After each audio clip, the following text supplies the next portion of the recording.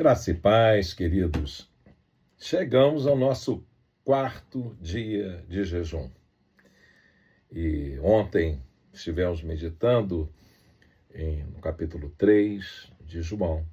E hoje a nossa devocional foi feita em João capítulo 4. E esse capítulo, assim como os demais, ele é extraordinário em si só. E ele começa com a narrativa de Jesus, em função da fama que o seu ministério vai alcançando. Os fariseus, né, aqui o farisaísmo, ele é uma espécie de advogado da lei, era um jurista da lei, o defensor da doutrina. E eles ouviram que agora Jesus tinha mais discípulos batizados, que Jesus estava batizando mais discípulos que o próprio João Batista, que havia iniciado essa doutrina do batismo de arrependimento. E a Bíblia destaca num comentário entre parênteses, dizendo que na verdade não era Jesus quem batizava, mas seus discípulos. Toda vez que você vê uma informação entre parênteses ou conchetes na sua Bíblia, isso quer dizer que essa parte do texto não faz parte dos melhores manuscritos. Não existe nenhum texto original da Bíblia Sagrada. Quando você ouvir alguém dizer, no original grego, dá a impressão que é uma cópia original das Escrituras na qual se recorre para conferir alguma coisa. Não. Os melhores manuscritos eram compilados, né, eram multiplicados por escribas que iam compilando a Bíblia Sagrada, e nesses melhores manuscritos não consta essa informação de que eram os discípulos de Jesus quem batizavam e não Jesus. Bem, nós vamos ver então que por volta do meio-dia Jesus chega àquela região. Jesus de novo está saindo da Galileia e indo para a Judéia. E havia um território que era contornado, ele era contornado pelos judeus, né? Aquele caminho que o bom samaritano socorre aquele viajante, ali no meio do deserto da Judéia, que vai descendo lá de cima da Judéia até chegar aqui embaixo, na região da Galileia, e tem uma faixa desse pedaço da Galileia, logo depois do Mar da Galileia, até Jericó. Ali é o trecho que nós conhecemos como Samaria, e que hoje conhecemos também como Cisjordânia, né? The West Bank, como os judeus gostam de fazer menção. Bem, nesse território, então, viviam os samaritanos. Os samaritanos não se davam com os judeus. Estavam numa concorrência, até mesmo teológica, né? Eles tinham seu próprio templo já construído no Monte Gerizim, e agora estão vendo os judeus levantando, através de Herodes, sua casa de adoração no monte onde Abraão havia oferecido seu filho, Isaque. Mas Jesus está ali ao meio-dia e ele passa naquela região por um poço que Jacó tinha a reputação de ter cavado, e ele se depara com uma mulher. Não era hora de se tirar água, porque ao meio-dia, o calor mais intenso, tanto é que essa mulher está sozinha ali. Curiosamente, a Bíblia vai dizer que os discípulos de Jesus haviam se despedido dele porque avaliaram que a necessidade do ministério naquele momento fosse comida sólida, pão. E aqueles 12 discípulos de Jesus foram comprar pão. E interessante que nós observamos que, na verdade, o que Jesus estava buscando era água. Então ele se aproxima daquela mulher e, em primeiro lugar, há um choque ali cultural, porque um samaritano não falava com um judeu, ainda mais uma mulher com uma reputação daquela natureza. E ainda tinha o fato de que homens, dentro dessas culturas, até os dias de hoje, cultura muçulmana principalmente, homens não se comunicam em público com uma mulher.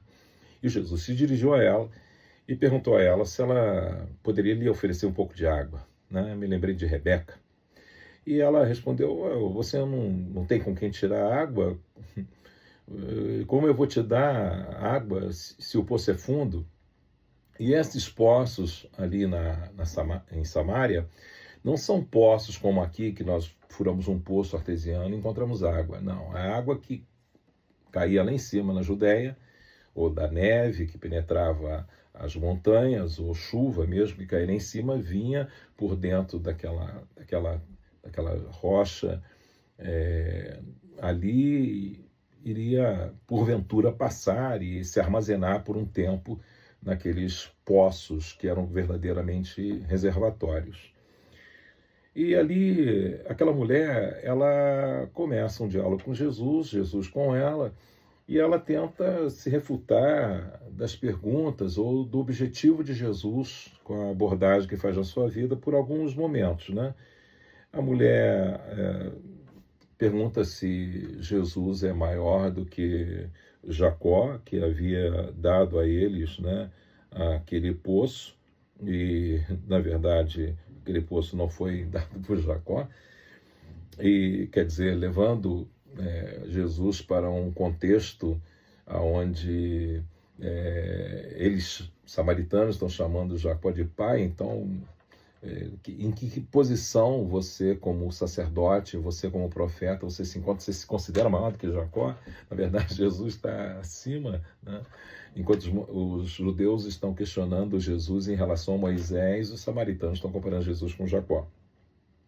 Depois, há uma outra colocação, porque a mulher vai dizer: escuta, como é que o senhor, sendo judeu, vem falar comigo que sou uma samaritana?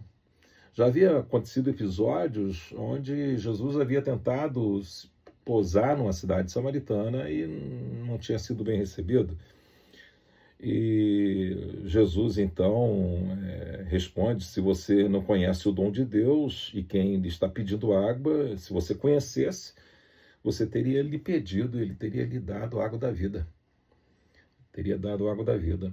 É mais ou menos o diálogo que Jesus teve com Marta e Maria, quando elas indagam por que dele não ter estado lá quando Lázaro havia morrido, e Jesus disse: olha, se vocês crescem em mim, vocês saberiam que aquele que crê em mim, ainda que esteja morto, vai viver. Então, a fé em Jesus não é a fé no Filho de Deus, no enviado de Deus, mas a fé num homem santo que está ali pregando, está anunciando, está profetizando.